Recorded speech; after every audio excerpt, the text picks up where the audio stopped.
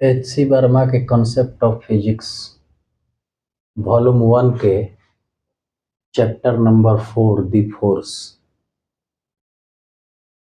का जो क्वेश्चंस है, शॉर्ट क्वेश्चंस, उसको हम लोग देखेंगे। तो पहला है कि a body of mass m is placed on A table. मान लीजिए कि ये आपका टेबल है और इस पर एक बॉडी जो है m मास का रखा हुआ है। तो ये कह रहा है कि the earth is pulling the body, earth जो है इस बॉडी को खींच रही है, सही बात है। विथ ए फोर्स, वो फोर्स क्या लगेगा, तो जी नीचे की ओर लगता है, यहाँ जी जो है वो नीचे की ओर लगेगा। तो ये जो फोर्स हो जाएगा वो क्या हो जाएगा, एम जी के बराबर हो जाएगा। ठीक है।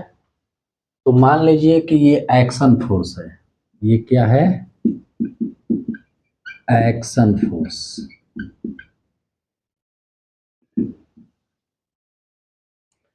तो एक चीज गौरतलब है कि जब ये एक्शन फोर्स है तो न्यूटन के जो थर्ड लॉ है उसके अनुसार रिएक्शन फोर्स जो होगा वो क्या हो जाएगा, ठीक इसके ऊपर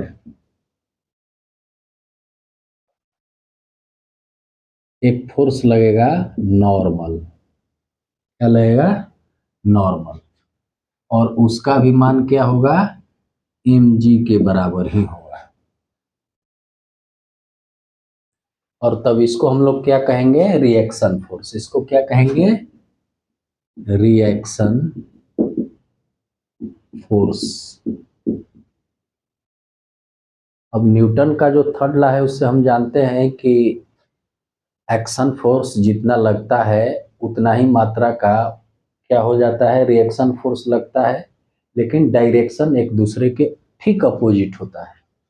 तो देखिए इसका डायरेक्शन यहाँ है, यहाँ से इसका डायरेक्शन जो है वो क्या है, ऊपर की ओर है। ये दोनों का डायरेक्शन अपोजिट है। तो ये क्लियर हुआ।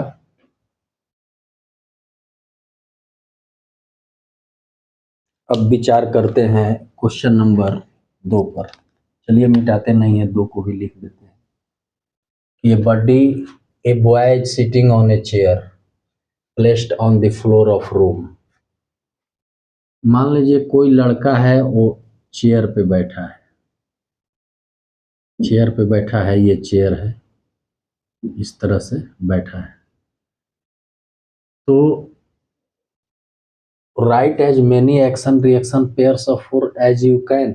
तो देखिए अगर इसके फोर्स पे विचार करें यहाँ पे, तो यहाँ से एक फोर्स लग रहा है नीचे की ओर।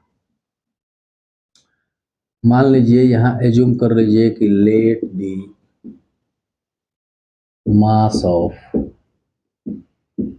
बॉय इज स्मॉल एम, और चेयर का भी वेट होगा। तो चेयर्स मास, वेट नहीं मास, चेयर का भी मास होगा ना। चेयर्स मास जो है वो कैपिटल एम मान लीजिए। ठीक है। तो कहने का मतलब है कि जैसे ये कुर्सी है, कुर्सी है, तो जो ये फोर्स लगा रहा है कुर्सी पर, मतलब कि आप कहें F B D of boy. Free body diagram जब बॉय का बनाएंगे तो मान लीजिए कि बॉय वाला क्या हो जाएगा, बॉय का मास है स्मॉल एम। तो कहने का मतलब है कि जो जी लग रहा है नीचे की ओर लग रहा है, तो एम जी नीचे की ओर लगा। ठीक है। एम जी जो हुआ वो क्या हुआ, नीचे की ओर लग गया।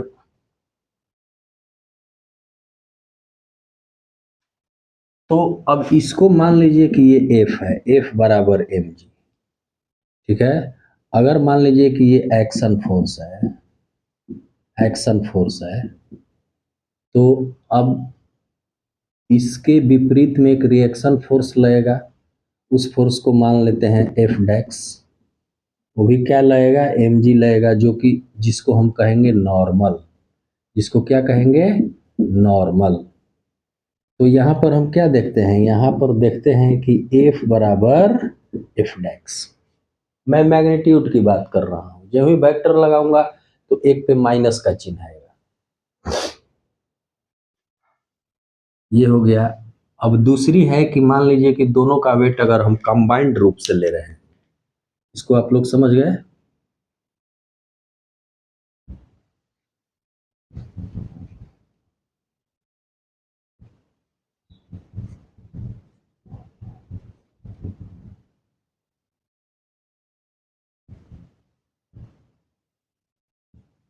मान लीजिए कि दोनों का वेट हम कंबाइंड रूप में ले रहे हैं, तो मास ऑफ चेयर क्या लिखे हैं, मास ऑफ चेयर, यहाँ छूट गया तो ऑफ लगा दीजिए, mass of chair capital M, mass of boy तो ये स्मॉल एम। तो कहने का मतलब है कि ये आपका ग्राउंड है, ये क्या है, ग्राउंड है। तो ग्राउंड पर जो दोनों कंबाइंड मास के चलते फोर्स लग रहा है, वो फोर्स क्या हो जाएगा, वो फोर्स हो जाएगा small M plus capital M g. और इसके चलते जो मान लीजिए नॉर्मल लग रहा है, जो नॉर्मल फोर्स लग रहा है ये वाला, तो वो क्या हो जाएगा, वो उसका भी मान हो जाएगा small M plus capital M into G. अगर इसको मानते हैं एफ तो इसको मान लीजिए एफ डैक्स, तो यहाँ पे भी हम देखते हैं कि एफ बराबर एफ डैक्स। तो ये जो मान लीजिए हम एफ बी डी बनाए, तो ये एफ बी डी किसका हुआ, एफ बी डी हुआ चेयर प्लस बॉय का, दोनों स्थिति में। तो आशा करता हूं कि इसको आप लोग समझ लिए होंगे। अब चलिए क्वेश्चन नंबर 3।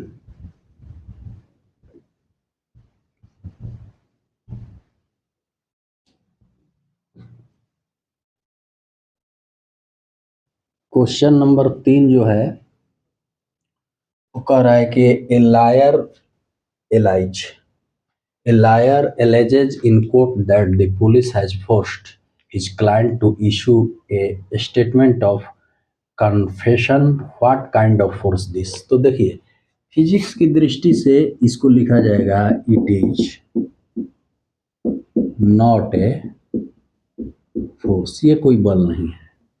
अगर फिजिक्स में फोर्स की बात करते हैं तो उसका क्या होगा, उसका कोई फिजिकल महत्व होगा, सिग्निफिकेंट होगा, महत्व होगा ना, फिजिकल महत्व होगा। अब फिजिकल महत्व का मतलब जैसे मान लीजिए फोर्स की बात करते हैं तो फोर्स क्या करता है, फोर्स का फिजिकल महत्व क्या है। तो पहला है कि मान लीजिए कि वह गति को कम कर सकता है, गति को बढ़ा सकता है, एक्सीलरेशन पैदा कर सकता है, किसी वस्तु में विकृति को ला सकता है, ये फोर्स है। तो यहाँ पर तो कहने का मतलब कि ऐसा कुछ फिजिकल सिग्निफिकेंस नहीं है, इसलिए ये फोर्स की दृष्टि में नहीं है। 3 नंबर क्वेश्चन भी समाप्त हुआ। अब चलते हैं 4 नंबर क्वेश्चन पे। 4 नंबर क्वेश्चन को पढ़िए। When you hold a pen and write on your notebook, what kind of force is exerted by you on pen, by the pen on the notebook, by you on the notebook? देखिए जब ही हम pen को पकड़ते हैं तो हमारा electron और pen का इलेक्ट्रॉन क्या होता है, एक दूसरे पे बल लगाता है, जिसके कारण हम पेन को कस के पकड़ते हैं। तो कहने का मतलब कि यहाँ पर ये जो बल उत्पन्न होगा वो होगा मैग्नेटिक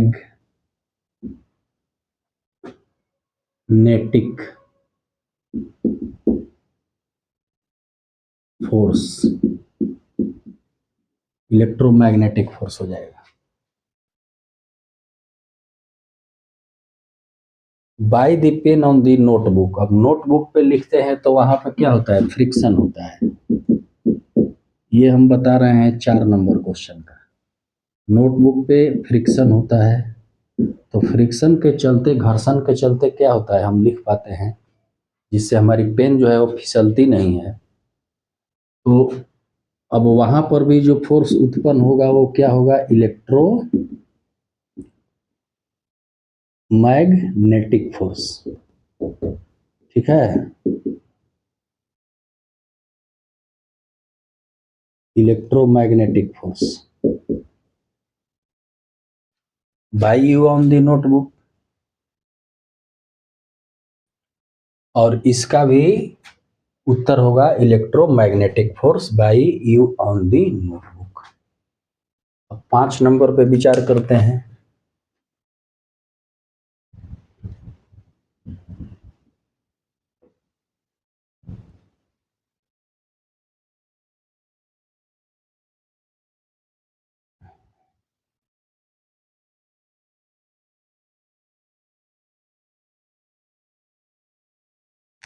अब क्वेश्चन नंबर 5 जो दे रखा है कि it is true that the reaction of A gravitational force is always gravitational force, of an electromagnetic force is always electromagnetic force, and so on. तो इसके लिए सबसे पहले मान लीजिए ये आपका क्या है, अर्थ है, अर्थ है, और यहां कहीं ले लीजिए मून। ठीक है, क्या होता है,